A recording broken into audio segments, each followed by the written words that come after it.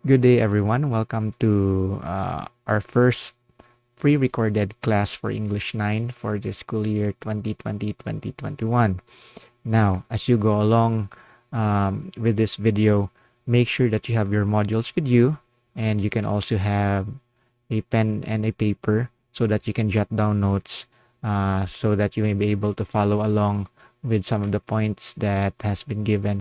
Okay, so today, our lesson will be about analyzing literature as a means of understanding unchanging values in a volatile,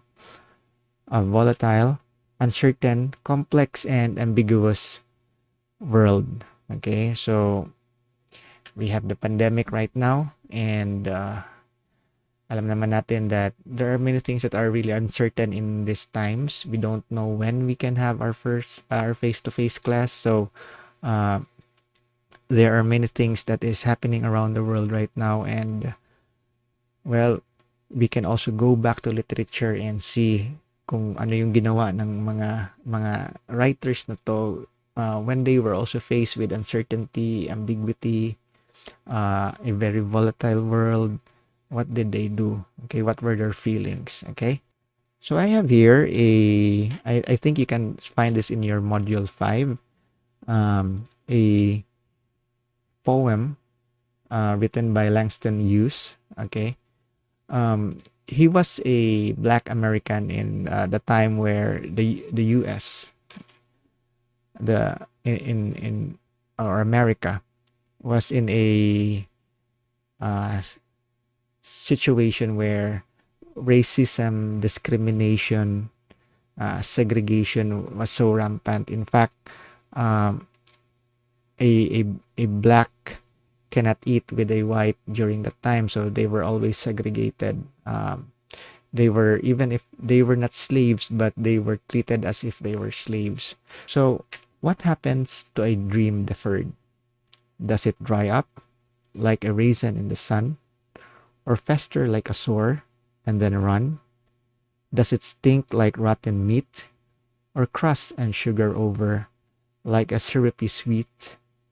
Maybe it's just sags like a heavy load, or does it explode? Okay, so when you look at the poem, okay, what do you think of? What do you think? What comes to your mind when you look at the poem? Okay, so I know that many of you have your idea. Some of you don't have a clue. Okay, so before we can actually analyze the poem, let's try to unlock some of the vocabularies or some of the words. So we have here the word deferred. Okay, so when we say deferred, it is delayed or put on hold. So for example, many of the students right now are not able to go to college. So their plans to go to college has been deferred. Okay, so it is put on hold. Okay, na delay. Okay, another word is fester. It means to irritate. You can actually use that in a sentence like that kid is festering me. Okay, it means that person is irritating me. Nang-iirita. Okay, and then the next word is stink. Diba? Pag sinong nag-aalaga dito ng baboy, 'di ba? Pag yung dumi ng baboy naamoy mo, it stinks. There is a certain smell na mapanghi talaga. Okay? And then the next word is rotten, or what you call, or it means decayed. Hita na kayo ng pagkain na hindi nyo kinain, tapos iniwan nyo lang dyan, tapos napanis na, 'di ba? Okay? It is or this usually talks about like fruit. It's rotten. The fruit is rotten. Okay? Hindi naman napanis, pero it's rotten. Diba? Hindi na siya pwedeng kainin. Okay? Sags, or drops, or falls. So when something sags, 'di ba? For example, kung ito yung bridge. Okay? At hindi maganda paggawa yung bridge. Tapos yung gitna niya is gumanyan. Okay? It is sagging. Okay? So it might fall, diba? Okay. So or it is dropping. Okay, parang mahuhulog na, diba? Usually nagbe-bend na siya. Okay, nagsasag. Okay, before we go back to the poem, okay, let's look at this VUCA. Okay, it's short for volatility, uncertainty, complexity, and ambiguity. Now, let's talk about this before we go to the poem. Okay, so volatility is the rate of change. Okay, which means that a situation might suddenly change. Okay, so in the world that we are living right now, our economy, because of the global pandemic, the economy that we have right now is volatile, which means it can drastically change from good to worse. Okay, or from worse to better. We don't know how it will change, but the changes usually will be drastic, and the results might be disastrous. Okay, so when you say volatile, it it it is in a okay, when you say volatile, things may change quickly. Okay, next is uncertainty. During this global pandemic, we know that the world is really uncertain right now. We don't know if, like for example, we don't even know when face-to-face classes will resume, diba? Or the vaccines that are being given, that will be available within this year, uh, is we don't know that the vaccines that is available this year is even effective. Okay, so we don't know these things. There are so many uncertainties. Okay, we don't know how long will this new normal last. Many of us want to go back to the old normal, where we see each other, we can go place to many to we can go anywhere without having to get all those um, health certificates, um, or follow safety protocols, health and safety protocols. Okay, we don't know. Okay, it's very uncertain.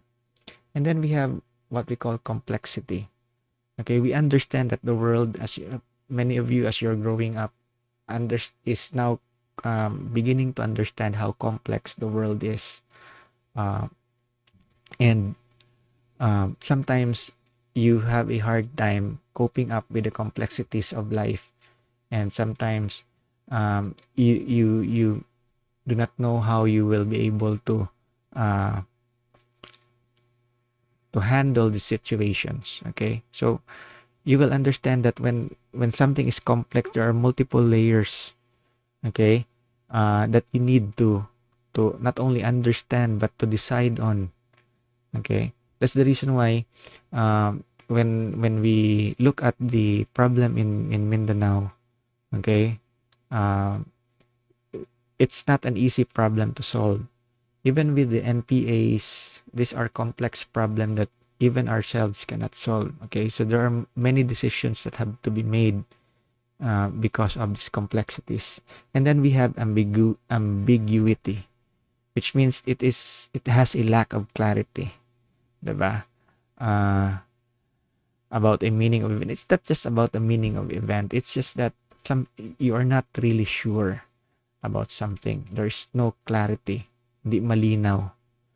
Tulad ng relasyon nyo ngayong February 14, hindi man daw joke.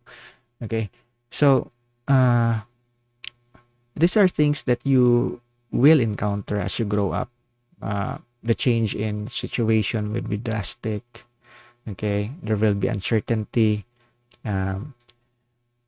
Things will be much more complicated. And then there will be ambiguity. Now, let's go back to the poem. Okay? So, the poem by Langston Hughes starts with a question. What happens to a dream deferred? Let me ask you that question. Anong mangyayari kapag yung dream niyo, yung pangarap ninyo will be put on hold? 'Diba? He's trying to give this question doon sa atin na nagbabasa. Now, always remember, during the time ni Langston Hughes, grabe ang discrimination sa mga black. Merong racism, segregation, okay, inequality during those times. They are abused. Okay, isipin mo na lang pag lumabas ka doon, people will look down on you. Pag kausap mo ang isang taong may lahi, yung mga puti, they will look down on you. Okay, so these are the things na you have to consider when reading, the historical perspective when reading itong poetry na to. So he goes on, pagkatapos yung sinabing what happens to a dream deferred, anong mangyayari? For example, ikaw, okay, when you have a dream, may pangarap ka and it is put on hold, diba? Or hindi pa natuloy. Or do you have plans, diba? May plano siguro kayo nung summer pero hindi natuloy. Anong nangyari sa inyo? Anong naisip ninyo? Or ano yung nararamdaman niyo? What were your feelings at that time? Okay? So the next thing he says here is that, does it dry up like a raisin in the sun? Diba? So, kapag natigil daw yung pangarap, para bang isang raisin. Ewan kung nakakain ka ba ng raisins, okay? But raisins are usually pag dinadry up sa sun, di ba? What would happen to them is that nagiging kulubot yung balat niya, okay? And the next line, sabi niya dito, or fester like a sore. Ano yung sore? Yung parang sugat siya. Di ba? Sometimes may sugat tayo na nakaka-irritate. And then, somehow, it will run. Di ba? Sobrang kamot natin. Talagang mas naglala pa yung sugat natin. Di ba? Or, ang sabi niya dito is, does it stink like rotten meat? Okay? So, nakaamoy na kayo ng pagkain or kahit karne na talagang napanis na, di ba? Maamoy, hindi talaga malangsa, di ba? Ayaw na ayaw mo amuyin. Okay? Or crush and sugar over like a syrupy sweet. Oh. Okay. I know many of you nakakain na ng banana Q, or kung dito sa Negros, usually yung tawag niyo is barbecue. Diba may sugar yan siya dyan. Okay? And, nung una, pag bagong luto pa, diba?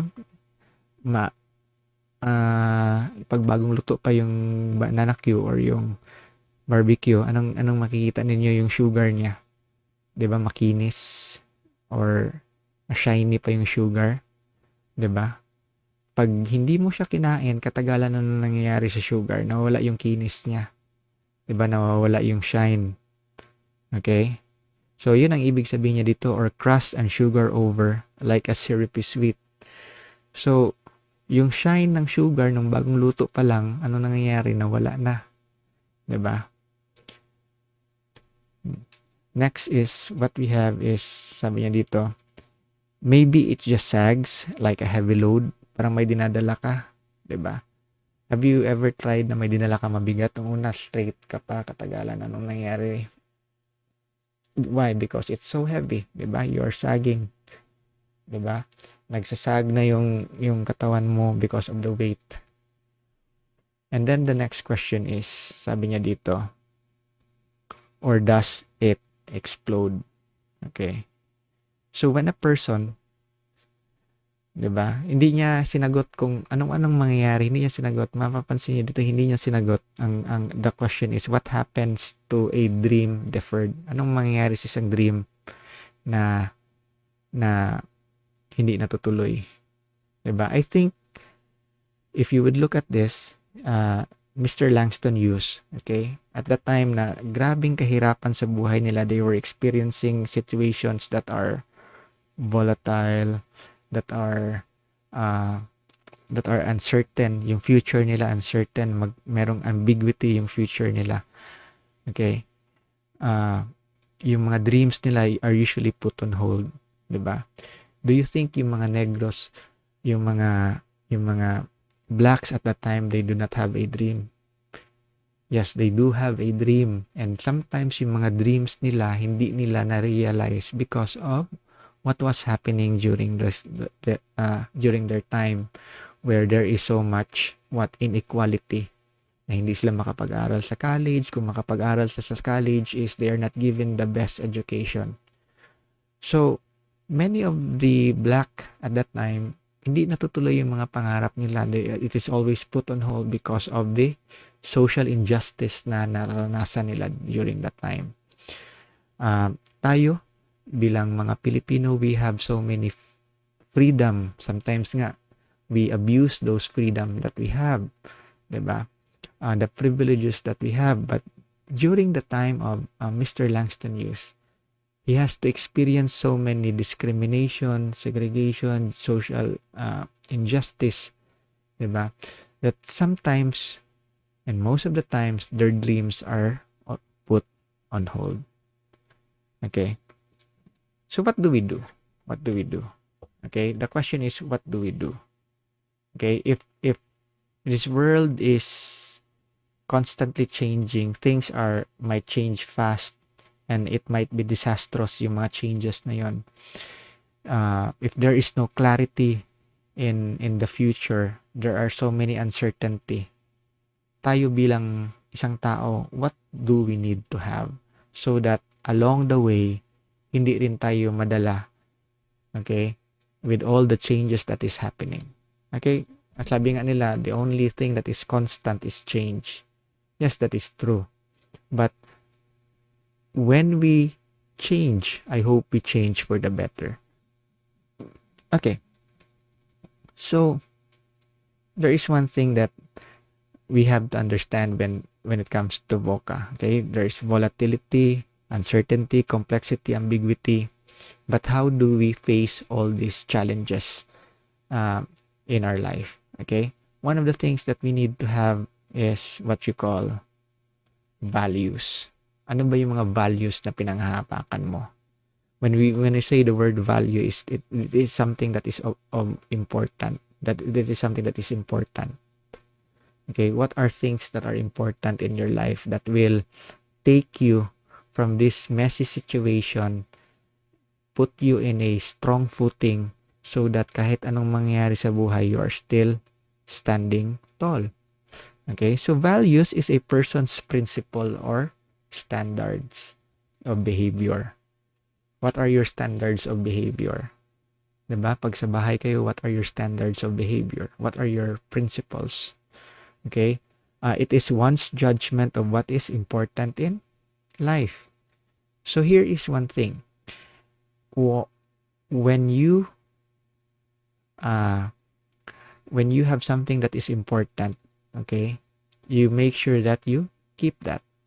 But also make sure that what you keep is something that will last for a long time. The Bible says that for where your treasure is, there will be your heart also. If your values, if what is important to you is about being rich, then we know that riches doesn't last long.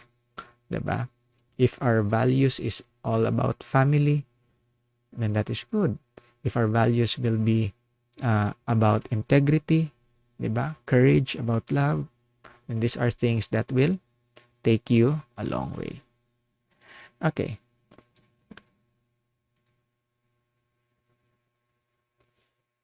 So, in one of your modules, you will encounter a person who, ironically, is also talking about a dream. Okay? And his name is Martin Luther King Jr.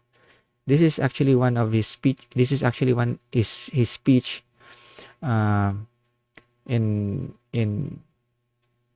one of this is actually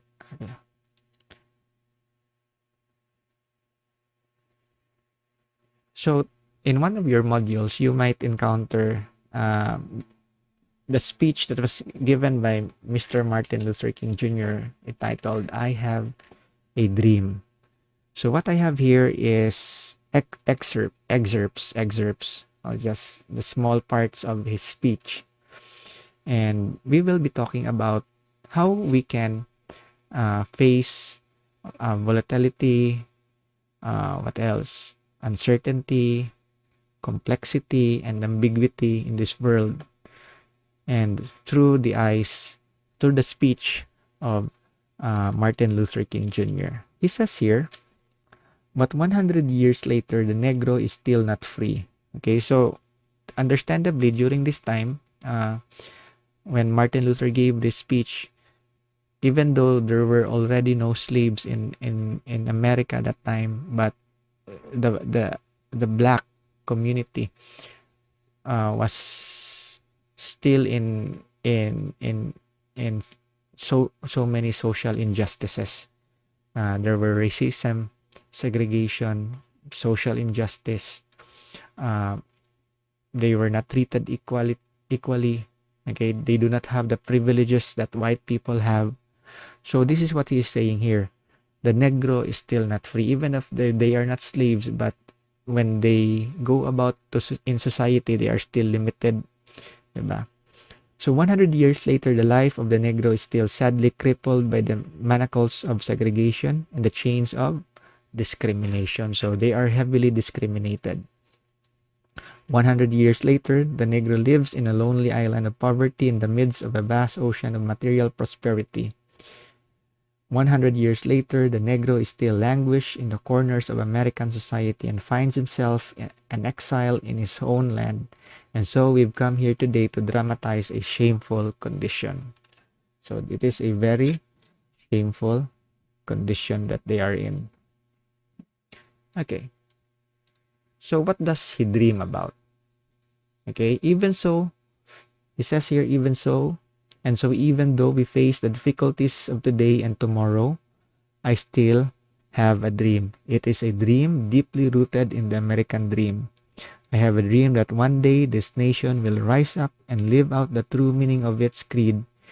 We hold this truth to be self-evident that all men are created equal.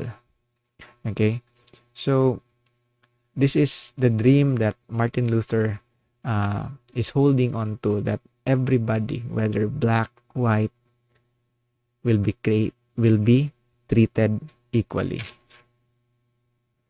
Okay. And he goes on to further say that, and when this happens, and when we allow freedom ring, when we let it ring from every village and every hamlet and every state and every city, we will be able to speed up that day when all of God's children, black men and white men, Jews and Gentiles, Protestants and Catholics, will be able to join hands and sing in the words of the old Negro spiritual, free at last, free at last. Thank God Almighty, we are free at last. So, the first poet, okay, Mr. Langston, talked about what happens when a dream is deferred, is put on hold.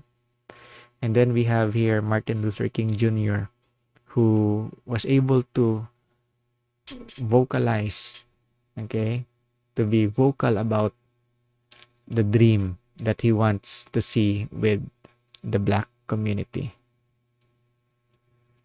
So how do we face volatility, uncertainty, complexity, and ambiguity? First, you need to really have vision. Okay? You need to have vision. You have to understand that many things will change suddenly, and sometimes it will be very bad. But it shouldn't keep you from having your own vision, lalo na sa buhay ninyo. During uncertainty, you need to have proper understanding. What does this mean? You have to have the knowledge to understand what is really happening. If there are things that are certain, do not be afraid to learn about it. Okay? If things are complex, make sure that you have clarity when these things are complex. Why? Because when something is very complex, for example, when you learn math, diba? Nung unang math nyo, madali pa lang. As you go up, as you go to high school, as you go to college, it becomes what? very complex. Okay, so how do professors, how do you learn these complex things? You need to understand what the very basics of it. You need to have clarity with the basics of math, for example. Okay, so that it will help you navigate through the complexities of what you're learning. And that is also with life. You need to have clarity, especially with the complexity of life, because you will be faced with so many decisions in life. Some of these decisions that you make in life will affect your future. Okay. And then ambiguity. Okay. So you need to learn how to be agile, or you need to know how to adapt. This is what happened to, if you look at the speech of Martin Luther King, is that he really had a vision. At the same time, he also had an understanding of what will happen. Okay, if this vision will not be pursued, he understood the complexity of the relationship between the Negro and the white man, and so he was very vocal about that dream, diba? And ambiguity, yung future ng mga black at that time was really not clear, but because of the times was changing, he wanted the black community to be able to adapt with those changing times, not to be under, but to improve yung kanilang situation. Okay, so what about you? Okay, as you go on to the modules, as you understand that life is really not that easy, and as you continue to grow, you will understand that life becomes more complicated as you go on. Okay, so that ends our lesson for today. In the next Tuesday, and I hope that we will be able to continue this video or pre-recorded video lesson, so that it will help you with your modules and will be able to supplement you in answering your modules. So if you have any questions, don't forget to just shoot me a message in Facebook or come to me when you are in school. I hope and I pray that you will stay safe and always stay happy. God bless.